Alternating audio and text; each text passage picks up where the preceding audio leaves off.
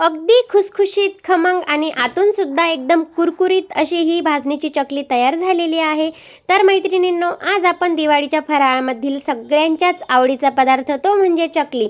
तर ही भाजणीची चकली आपण घरच्या घरी कशी बनवायची हा पूर्ण व्हिडिओ यात बघणार आहोत। तर व्हिडिओ शेवटपर्यंत बघा, म्हणजेच तुमची सुद्धा भाजणी याप्रमाणे तयार होणार आहे। आणि मी व्हिडिओमध्ये अचूक प्रमाण दाखवलेले आहे वाटीचे, तर तुम्ही सुद्धा वाटीचे प्रमाण घेऊन अगदी परफेक्ट प्रमाणात ही चकली बनवून बघा। तुमची सुद्धा चकली ही खमंग आणि कुरकुरीत अशी काटेरी होणारच। तर नमस्कार मैत्रिणींनो, मी माधुरी बागुल, माधुरीज किचनमध्ये आपणा सर्वांचे मनापासून स्वागत करते। चकली बनवण्यासाठी येथे आपण हा 4 वाटी इतका रेशनचा तांदूळ घेतलेला आहे। तांदूळ मी या वाटीने मोजून घेतलेला आहे, याच वाटीने सर्व हे माप मी घेतलेले आहे। तर 4 वाटी तांदूळ, तसेच येथे चना डाळ घेतलेली आहे। तर याच वाटीने मी 1.5 वाटी इतकी ही चना डाळ घेतलेली आहे। तसेच येथे आता मी ही मुगाची आणि उडदाची डाळ ही धुवून मग एकत्र केलेली आहे। तर मी येथे अर्धी वाटी उडदाची डाळ आणि पाऊण वाटी मुगाची डाळ घेतलेली आहे। 1 वाटी पोहे घेतलेले आहेत, 2 चमचा जिरे घेतलेले आहे, म्हणजेच पाव वाटी जिरे घेतलेले आहे। आणि त्याच्या दुप्पट म्हणजे जिऱ्याच्या दुप्पट 4 चमचे मी येथे धने घेतलेले आहेत। तर म्हणजे अर्धी वाटी इतके हे धने घेतलेले आहेत। आणि पाऊण वाटी मी येथे साबुदाणा घेतलेला आहे। तर येथे आता आपण जे रेशनचे तांदूळ घेतलेले होते ते आपण 2 ते 3 पाण्याने धुवून घेणार आहोत आणि मग ते वाळवून घेणार आहोत।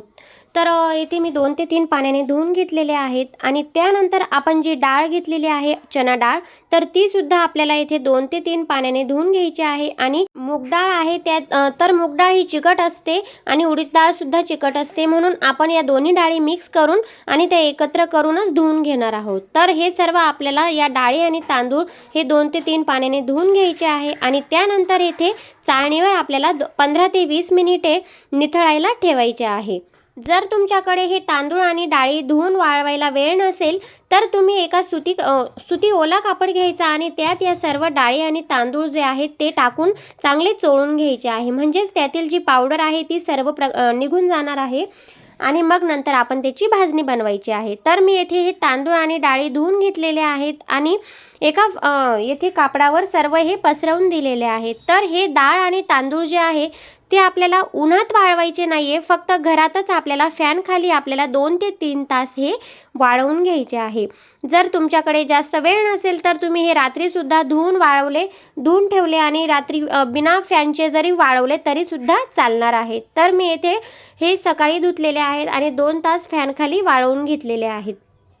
तर येथे 2 ते 3 तासानंतर आपले तांदूळ जे आहेत ते मस्तपैकी येथे वाळून झालेले आहेत आणि हातात घेतल्यावर ते अगदी हलके हलके असे झालेले आहेत। तर तांदूळ आपण येथे गोळा करून घेणार आहोत आणि त्यानंतर आपल्या ज्या डाळी आहेत त्या सुद्धा येथे छान अशा वाळून झालेल्या आहेत।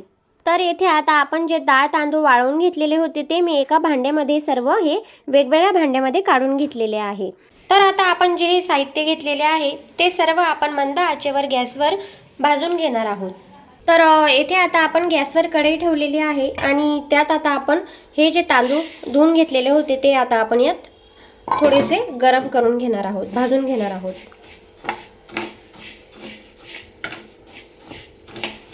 तर तांदूळ हे आपल्याला एकदम कमी गॅसवर भाजायचे आहेत। गॅसची फ्लेम ही लोच असू द्यायची आहे आणि आपल्याला हे तांदूळ भाजण्यासाठी कमीत कमी 7 ते 8 मिनिटे तरी लागणार आहेत। तर अगदी मंद आचेवर आपल्याला हे तांदूळ भाजून घ्यायचे आहेत। हे तांदूळ आपण भाजत असताना नेहमी हे सारखे असे चाळत राहायचे आहे, म्हणजेच ते आतपर्यंत छान असे हे भाजले जातात, म्हणजे त्यामुळे आपली चकली सुद्धा मस्त छान क्रिस्पी अशी होते आणि चवीला सुद्धा खूपच भाजणीसारखी चवीला लागते। म्हणून आपण हे जेव्हा भाजणार आहोत सर्व साहित्य तेव्हा हे सारखे असे आपल्याला हे चाळत राहायचे आहे। येथे आपले तांदूळ मस्त असे हलके झालेले आहेत आणि छानपैकी असे भाजले गेलेले आहेत। तर आता आपण हे जे तांदूळ आहेत ते काढून घेणार आहोत।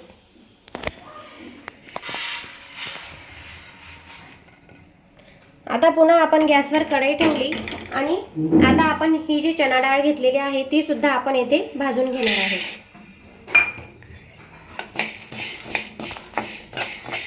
चणा डाळ सुद्धा आपल्याला हलकी होईपर्यंत भाजून घ्यायची आहे, म्हणजे मस्तपैकी अशी कडक वाजेल, तशीच आपल्याला ही भाजून घ्यायची आहे.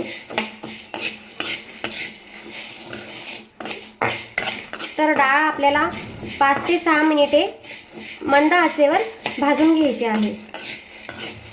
तर ही भाजणी भाजताना थोडेसे पेशन्स ठेवायचे आहेत, कारण जर आपण फुल गॅसवर ही भाजणी भाजली तर ती एकदम जळू शकते किंवा फक्त बाहेरून ती लालसर दिसू शकते, परंतु आत तशीच कच्ची राहते. म्हणून आपण ही काळजी घ्यायची आहे की जेव्हा पण ही भाजणी भाजतो आपण, म्हणजे भाजणीच सोडा तर इतर कोणतेही काही तुम्ही भाजत असाल तर ते नेहमी आपल्याला मंद आचेवरच भाजून घ्यायचे आहे, म्हणजे त्या आतमध्ये सुद्धा छानपैकी असे हे भाजले जातात आणि आपली भाजणीसुद्धा अशी खमंग होते. आणि भाजणी खमंग झाली की चकलीसुद्धा अगदी खमंग लागते. म्हणूनच आपल्याला अगदी कमी गॅसवरच हे आपल्याला असे हे भाजून घ्यायचे आहे. तर इथे आपली ही हरभरा डाळसुद्धा मस्त अशी खमंग अशी भाजली गेलेली आहे. तर जेव्हा आपल्याला खमंग असा वास येतो तेव्हा समजून जायचं की आपली डाळ ही छानपैकी अशी भाजली गेलेली आहे. आता आपण ही डाळ येथे तांदूळमध्येच काढून घेणार आहोत. आता पुन्हा गॅसवर कढई ठेवली आणि आता आपण हे जे मूग डाळ आणि उडीद डाळ जे एकत्र धुवून हे वाळून घेतलेले आहे ते सुद्धा आता आपण येथे 3 ते 4 मिनिटे परतून भाजून घेणार आहोत. भाजणी करताना कढई नेहमी थोडीशी जाड तळाचीच घ्यायची, जाड बुडाची घ्यायची आहे, म्हणजे आपली भाजणी जेव्हा आपण भाजतो तेव्हा ती एकदम करपत नाही. आणि एकदा कढई तापली की गॅसची फ्लेम ही एकदम लो असू द्यायची आहे आणि लो मध्येच आपल्याला कमी आचेवरच आपल्याला हे सर्व भाजणीचे साहित्य आहे ते सर्व भाजून घ्यायचे आहे. तर येथे आपली मुगाची आणि उडदाची डाळ सुद्धा छानपैकी अशी भाजली गेलेली आहे. हलकासा त्याचा फक्त रंग चेंज होतो, तर त्यातील जो मॉइश्चरपणा आहे तो निघून जातो. तर येथे आपण ही जी मुगाची डाळ आहे ती सुद्धा इथे काढून घेतलेली आहे आणि पुन्हा गॅसवर कढई ठेवलेली आहे. आणि आता आपण जे साबुदाणे घेतलेले आहेत पाऊण वाटी ते सुद्धा आपल्याला अगदी मंद आचेवर फक्त 2 ते 3 मिनिटे परतून घ्यायचे आहेत. साबुदाणा आपल्याला जास्त भाजायचा नाही आहे. साबुदाणा 2 ते 3 मिनिटे परतून झालेला आहे. आता आपण साबुदाणा सुद्धा काढून घेणार आहोत. पुन्हा गॅसवर कढई ठेवली आणि आता आपण यात पोहे टाकणार आहोत.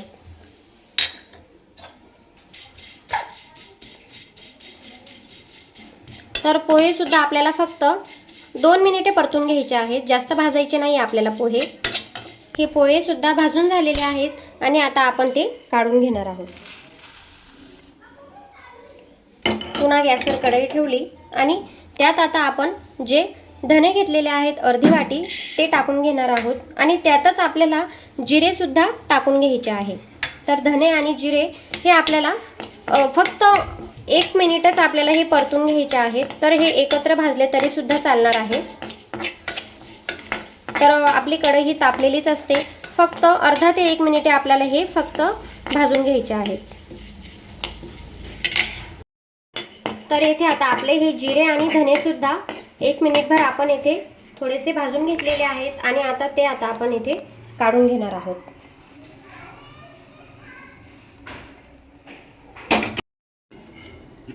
आता आपण ही सर्व भाजून घेतलेली भाजणी ही सर्व एकत्र करणार आहोत आणि आता आपल्याला हे पूर्ण थंड होऊ द्यायचे आहे. मगच आपण गिरणीतून याचे बारीक पीठ करून आणायचे आहे. सर्व भाजणी थंड झालेली आहे पूर्णपणे. आता आपण ही गिरणीतून दळून आणणार आहोत. तर येथे आता आपण हे जे भाजणीचे पीठ होते ते दळून आणलेले आहे. आता आपण याची चकली बनवून घेणार आहोत. तर हे पीठ दळत असताना आपण जास्त बारीक दळायचे नाहीये, ते 3 नंबरच्या गाळणीने दळून आणायचे आहे. म्हणजे हाताला आपल्याला थोडेसे नॉर्मल रवाळ असे जाणवते, परंतु हे रवाळही म्हणता येणार नाही. थोडेसे हाताला आपल्याला हे थोडे चरबट असे हे पीठ लागते. तर आता आपण याची चकली बनवणार आहोत. येथे आता आपण चकली बनवण्यासाठी मी येथे एका वाटीचा वापर केलेला आहे, म्हणजे तुम्हाला वाटीचे प्रमाण देखील सांगणार आहे। तर येथे आपण 4 वाटी हे भाजणीचे पीठ घेणार आहोत।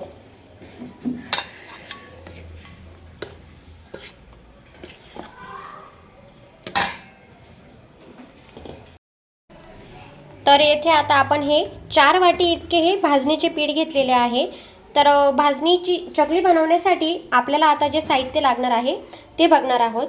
तर इथे आता आपण या वाटीने 4 वाटी इतकी ही भाजणी घेतलेली होती। तर येथे 4 वाटीला पाव वाटी इतके हे आपल्याला मोहनसाठी तेल घ्यायचे आहे। हे प्रमाण तुम्ही लक्षात घ्यायचे आहे। जर तुमचे तेल जर जास्त झाले तर ते चकली जी आहे ती नरम पडते नंतर, त्यामुळे आपल्याला तेलाचे प्रमाण हे जसे आहे तसेच घ्यायचे आहे। त्यानंतर मी इथे अर्धा चमचा इथे ओवा घेतलेले आहेत। मी येथे 4 चमचा हे लाल तिखट घेतलेले आहे, परंतु लाल तिखट ही तुमच्या आवडीनुसार घ्यायचे आहे। तुम्ही जर 4 वाटी आपली भाजणीचे पीठ असेल तर 4 चमचे आपल्याला येथे हे लाल तिखट घ्यायचे आहे। 2 चमचा तीळ घेतलेले आहे, पांढरे तीळ। तसेच चवीनुसार मीठ घेतलेले आहे। येथे मी 1 चमचा मी येथे मीठ घेतलेले आहे। मीठ सुद्धा तुम्ही तुमच्या चवीनुसार टाकायचे आहे। तर इथे आता आपण हे चकली बनवण्यासाठी साहित्य घेतलेले आहे।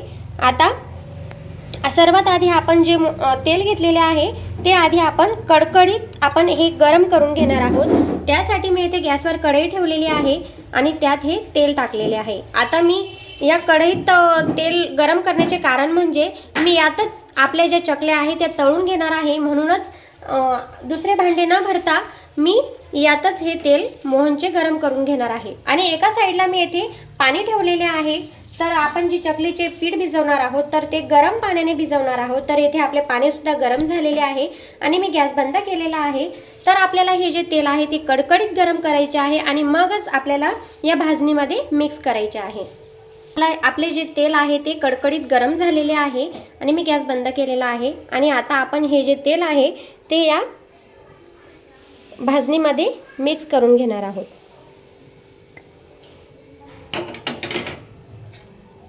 तर तेल गरम आहे म्हणून मी येथे चमचाने हे सर्व मिक्स करून घेत आहे आधी। तर सर्वात आधी आपण ज्या ओवा घेतलेल्या होत्या त्या आपण येथे हातावर या बारीक चुरून घ्यायच्या आहे आणि यात अशा या टाकून घ्यायच्या आहे। तसेच 2 चमचा जे तीळ घेतलेले होते ते सुद्धा येथे आपण टाकून घेणार आहोत। त्यानंतर चवीनुसार जे मीठ घेतलेले होते ते सुद्धा येथे आपण टाकून घेणार आहोत आणि लाल तिखट घेतलेले होते ते सुद्धा इथे टाकून घेतलेले आहे। तर हे सर्व आपल्याला आता मिक्स करून घ्यायचे आहे। तर आता आपण हे जे साहित्य घेतलेले आहे ते पूर्णपणे या पिठामध्ये मिक्स करून घ्यायचे आहे आणि तेलाचे सुद्धा एकही येथे गठोळी आपल्याला ठेवायची नाहीये। तर हे असे हाताने आपल्याला पूर्णपणे चोळून घ्यायचे आहे, म्हणजे आपले जे पीठ आहे ते पूर्णपणे मिक्स होईल आणि हे असे मोकळे मोकळे होईल। तर येथे आपण यातील सर्व गठोळ्या होत्या त्या सर्व मोकळ्या करून घेतलेल्या आहे आणि आपले पीठ देखील मोकळे मोकळे झालेले आहे। आता आपण यात हे जे गरम पाणी बनवून घेतलेले होते ते आपण यात टाकून घेणार आहोत। तर गरम पाणी टाकत असताना मी तुम्हाला येथे वाटीचे प्रमाण मोजून दाखवणार आहे, म्हणजे तुम्हाला वाटीचे जे प्रमाण आहे ते लक्षात येईल। तर आता आपण 1 वाटी इतके हे आधी टाकून घेणार आहोत। तर पाणी गरम आहे म्हणून मी थोडे चमचाने हे हलवून घेणार आहे, मिक्स करून घेणार आहे। तर मी येथे अजून ही 1 वाटी भरून घेतलेली आहे आणि जेवढे हवे तेवढे आपल्याला हळूहळू यात पाणी मिक्स करायचे आहे। तर मी येथे थोडीशी पाव वाटी इतके हे पुन्हा पाणी टाकलेले आहे। अजून थोडे मी इथे पाणी टाकत आहे। जर आपले पीठ सैल झाले तर आपली चकली ही मऊ पडते आणि कडक होते, म्हणून हे पीठ आपल्याला थोडेसे घट्टसर असा गोळा हा याचा भिजवून घ्यायचा आहे। तर इथे आता आपण हे 10 मिनिटे इतके हे झाकून ठेवणार आहोत। आपले 10 मिनिटे होत आहेत तोपर्यंत मी इथे गॅसवर कढई ठेवली आणि त्यात तेल टाकून घेतलेले आहे। तर हे तेल आपल्याला तापवून घ्यायचे आहे आणि मग नंतर गॅसची फ्लेम ही कमी ठेवायची आहे। तर चकली बनवण्यासाठी येथे मी सोरा घेतलेला आहे आणि यात आपण जो गोळा बनवून घेतलेला आहे तो आपण या सोऱ्यामध्ये टाकून घेणार आहोत। असे भरायचे आहे आणि आता आपण याची चकली पाडून घेणार आहोत। तर चकली पाडताना मी तुम्हाला इथे एक टिप सांगणार आहे, तर डायरेक्ट तेलच सोडायची नाहीये। तर आपल्याला हा जो झारा घेतलेला आहे मी, या झाऱ्यावरच आपल्याला चकली करून घ्यायची आहे आणि तेलच सोडायचे आहे। आता मी तुम्हाला हे करून दाखवणार आहे। तर सगळ्यात आधी आपण जो झारा आहे तो जे तेल ठेवलेले होते त्यातच मी हा झारा थोडासा बुडवलेला आहे तेलात, म्हणजेच आपली चकली ही झाऱ्याला चिटकणार नाही। तर आता आपण येथे चकली बनवून घेत आहोत। तर चकली बनवताना ही नेहमी मधल्या भागापासून बनवायची आहे आणि गोल आपल्याला 3 आडे याचे बनवून घ्यायचे आहे आणि नंतर ती आपल्याला इथे चिटकवून द्यायची आहे। आपल्याला ही अशी तेलात सोडून घ्यायची आहे। तर या पद्धतीनेच आपण या सर्व चकल्या बनवून घ्यायच्या आहेत। सर्वात आधी या मध्यभागापासून सुरुवात करायची आहे आणि मग नंतर 3 आडे करून ही चकली अशी ही शेवटी चिटकवून द्यायची आहे। म्हणजेच याचे कारण म्हणजे चकली ही तुटत नाही आणि मोकळी होणार नाही। तर त्यामुळे आपल्याला ही सर्व चकल्या आहेत त्या या पद्धतीने बनवून घ्यायच्या आहेत। तर चकली तळताना गॅसची फ्लेम ही नेहमी कमीच असू द्यायची आहे आणि कमी गॅसवरच आपल्याला या पूर्ण चकल्या खमंग आणि कुरकुरीत होईपर्यंत छानपैकी अशा तळून घ्यायच्या आहेत। तर याला थोडासा ब्राऊन कलर येईपर्यंत आपण या तळून घेणार आहोत। तर येथे आपल्याला फक्त 3 ते 4च चकल्या या तेलात सोडायच्या आहेत, कारण जास्त चकली टाकल्यामुळे आपले तेलाचे तापमान आहे ते थंड होऊ शकते आणि चकली ही तेलात विरघळू शकते। म्हणूनच आपण तेलाचे टेम्परेचर कमी होऊ नये म्हणून यात फक्त जेवढ्या बसतील तेवढ्याच चकल्या टाकायच्या आहेत आणि त्यानंतर वरती आल्यानंतर या चकल्या आपल्याला उलट करायच्या आहेत। तर एक बाजू आपल्याला पूर्णपणे आधी तळून घ्यायची आहे आणि मग नंतर ही उलट करायची आहे। तर अशा पद्धतीने त्या ब्राऊन होईपर्यंत आपल्याला ह्या चकल्या पूर्ण तळून घ्यायच्या आहेत। चकली तळली गेली हे कसे समजावे, तर तेलाचे बुडबुडे हे कमी झाले तर समजून घ्यायचे की आपली चकली ही छानपैकी अशी तळली गेलेली आहे। तर इथे बघू शकता तुम्ही आपल्या चकलीला मस्तपैकी अगदी काटेरी दिसत आहे आणि रंगसुद्धा खूपच सुरेख असा आलेला आहे आणि खूप छान अशा या चकल्या दिसत आहेत। तर तुम्ही बघू शकता तेलसुद्धा अगदी छान दिसत आहे आणि अगदी आपण मार्केटमधून आणतो त्याप्रमाणेच ही चकली तयार झालेली आहे। तर अशा पद्धतीने मी येथे 2-2 झाऱ्याचा वापर करून या पटापट अशा या सर्व चकल्या बनवून घेत आहे। तर तुम्ही सुद्धा या पद्धतीनेच या चकल्या बनवा, म्हणजे तुमच्या सुद्धा अगदी पटापट होतील आणि तेलाचे टेम्परेचर सुद्धा थंड होणार नाही। तर याच पद्धतीने मी या सर्व चकल्या या बनवून घेतलेल्या आहेत आणि येथे बघा आपली पूर्ण एक झारणी भरून येथे चाळणी भरून येथे या चकल्या झालेल्या आहेत। तर तुम्ही बघू शकता अगदी हाताने सहज तुटता आहेत आणि आतून सुद्धा अगदी क्रिस्पी आणि खमंग अशा या चकल्या झालेल्या आहेत। तर येथे आपल्या मस्तपैकी खमंग आणि कुरकुरीत अशा या काटेरी छानपैकी अशा या चकल्या तयार झालेल्या आहेत। तर मैत्रिणींनो, तुम्हाला हा व्हिडिओ कसा वाटला हे मला कमेंट्सद्वारे नक्कीच कळवा आणि या दिवाळीला सुद्धा तुम्ही या प्रकारच्या या पद्धतीने या चकल्या भाजणीच्या नक्कीच बनवून बघा आणि तुमची सुद्धा रेसिपी कशी झाली हे मला कमेंट्सद्वारे नक्कीच कळवा। आणि व्हिडिओ आवडला असेल तर व्हिडिओला एक लाईक नक्कीच करा आणि चॅनलला नवीन असाल तर सबस्क्राईब करायला विसरू नका, म्हणजेच जेणेकरून मी जे काही नवीन व्हिडिओ अपलोड करेल ते सर्वात आधी तुम्हाला मिळतील। भेटूयात आता पुन्हा नेक्स्ट व्हिडिओसोबत। धन्यवाद।